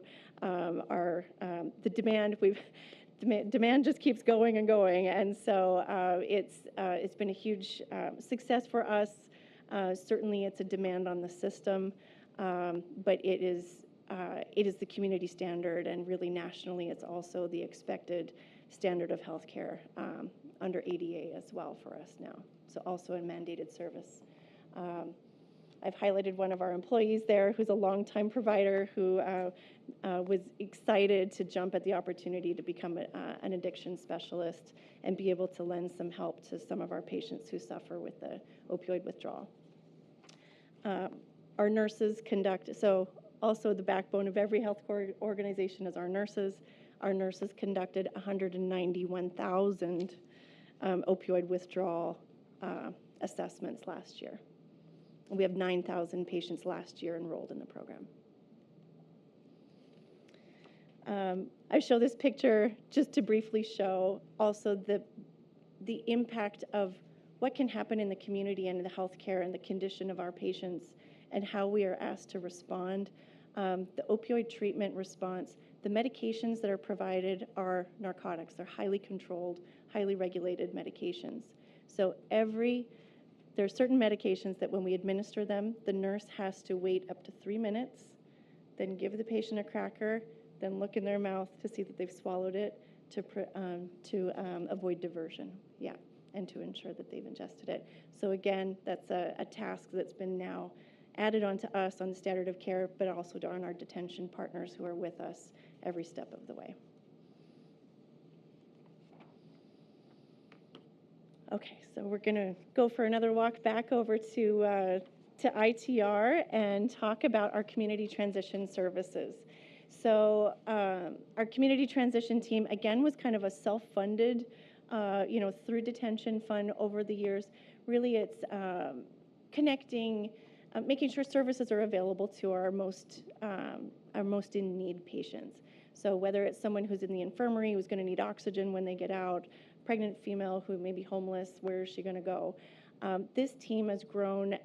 There's about 8 folks on this team now, and they do a tremendous job of linking with community services.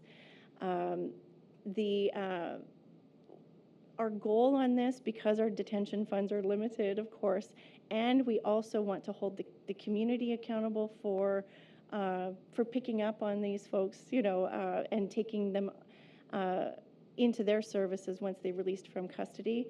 We've been very successful on linking with access plans, justice liaisons who are vested at connecting with these folks while they're in custody, so they've got a warm transfer of someone to go to once they release.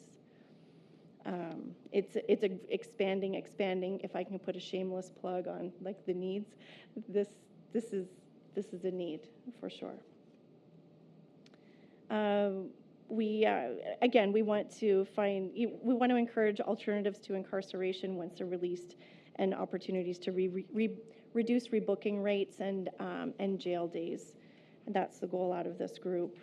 We also link with our specialty courts in Superior Court. If there's drug courts or co-occurring disorder courts, we'll collaborate with them on best practices on how to link folks with what they're doing, the good work they're doing, we're doing in the jail, and then also are they compliant with their care and everything else, and that might help the court make a decision once they're going to change them to a different custody situation.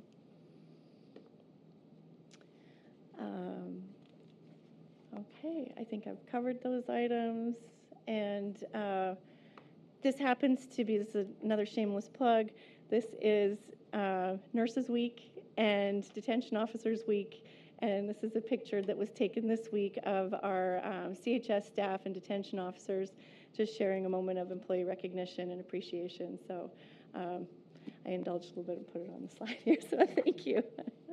And thank you to MCSO. Questions? Please, Jason. Thanks, Mr. Chairman. This is a great presentation. Thank you.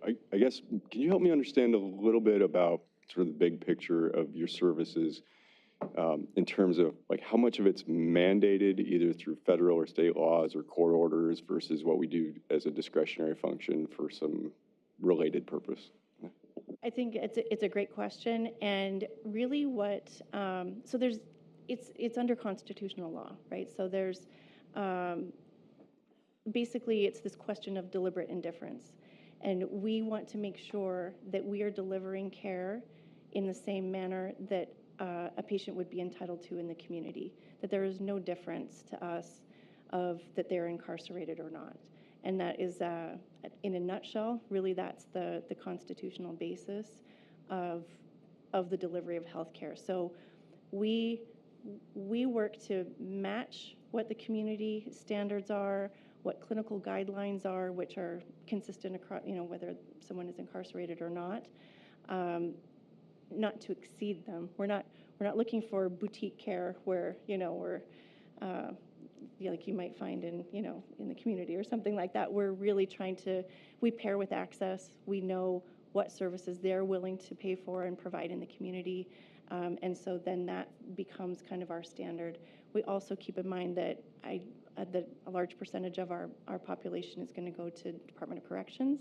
And so we also link with them to understand and know what services they're going to be able to receive there.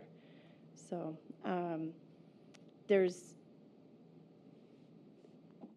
I'll give an example of the opioid treatment program, or the opioid response. When people first started, we really started seeing this in Arizona in the last few years. We followed community standards, so really all of our, the protocols, and when we initiate withdrawal protocols and medications was governed really by those community standards. Once those started shifting, or we could see they were starting to shift, then we jump on them. Otherwise, then there's, we want best patient outcomes for their health. And in terms of federal oversight or monitors or anything like that, Correctional Health Services was part of the Graves litigation. Hart versus Hill is how it started. That's how I think there's going to be a lot of discussion of that lawsuit or that litigation. It was 42 years of basically correctional health services and jail conditions. And we were released from that litigation after 42 years, after having satisfied the federal court of our medical and mental health standards of care. And proud to say that that did not result into any kind of, federal oversight or anything like that. But we also don't want to put the taxpayers back into a situation that could expose them to that. Thank you. Of course. Director, you gave us an idea of a future need. Are there other needs besides just the community transition? I think thank you for the question, that you will see at some of our clinic spaces, some of our older jails, the Estrella jail in particular, we would, our clinic space is very limited there. And then adding in like this opioid team that we've got now there was no like space for that, or the community transition team, there was no space for that. So we've kind of,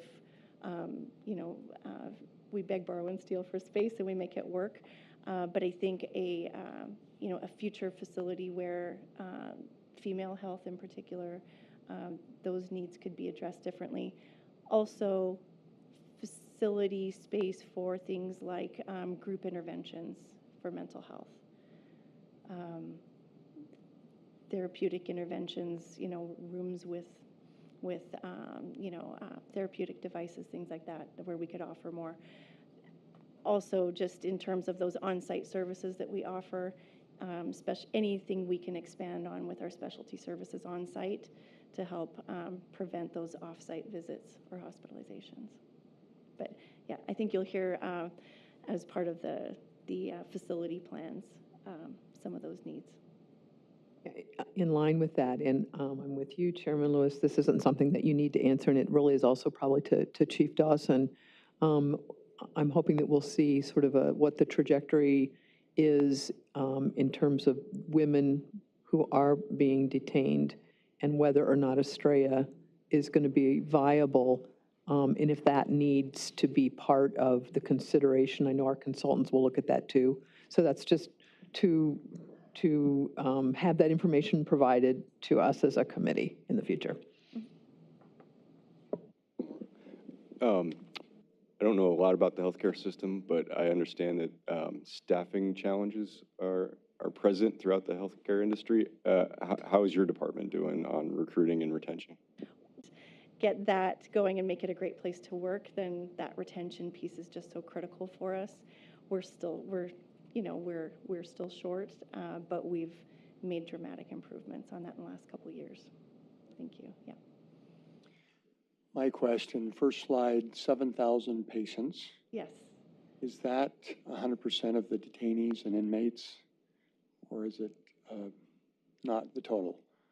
It's the total. That would be our population. I actually looked it up. It was about 2 days ago when I put that number into the slide, and that was how many people we had in custody at the time. It was Okay, just so in other words, every patient or every individual you see, and they're a patient. Correct. Okay. Yeah. Mm-hmm. Exactly. Thank you. Thank you. Very helpful presentation. Okay, thank you. Danny, as we turn to you for agenda item number 6, just one item I go back to when we did the roll call. For the record, do we have that there are 8 of us in attendance? Yes, I think it has been noted, so we'll have everybody on there for the minutes. Okay, great. We'll turn to you for the director's report. All right, great. So in my last report, I mentioned that there would be a 2-day symposium looking at the future of the criminal justice system.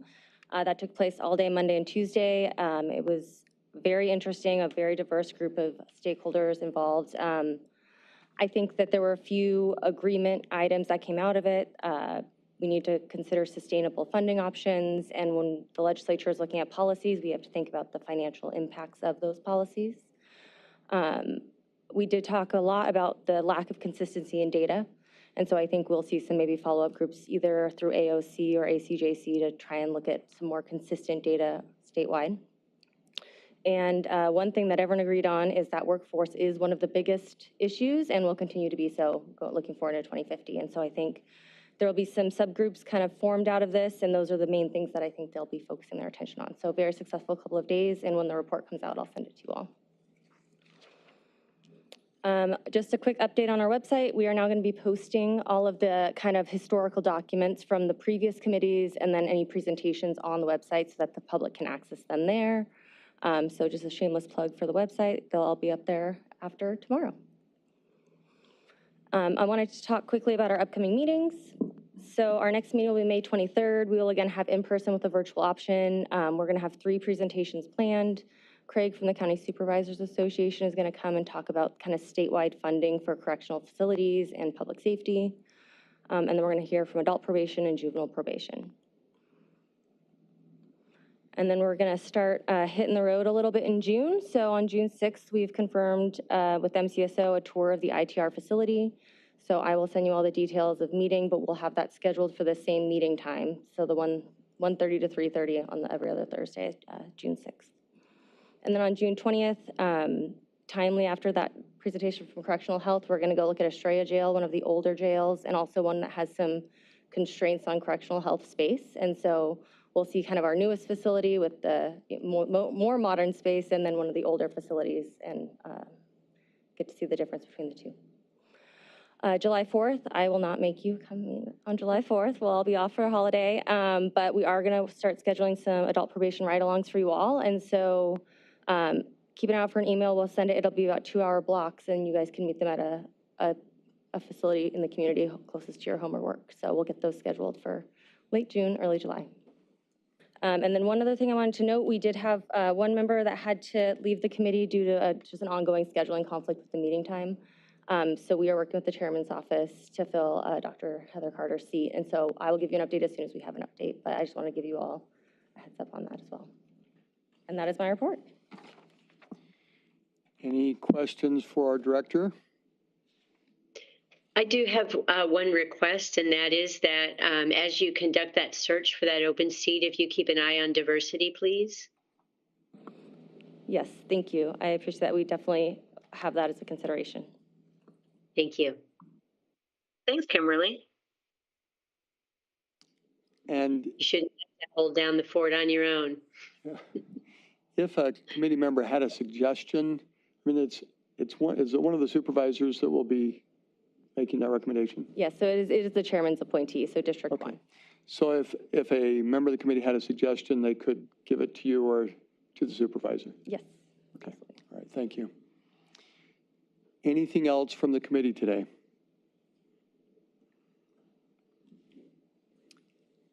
With that, we will adjourn. Thank you.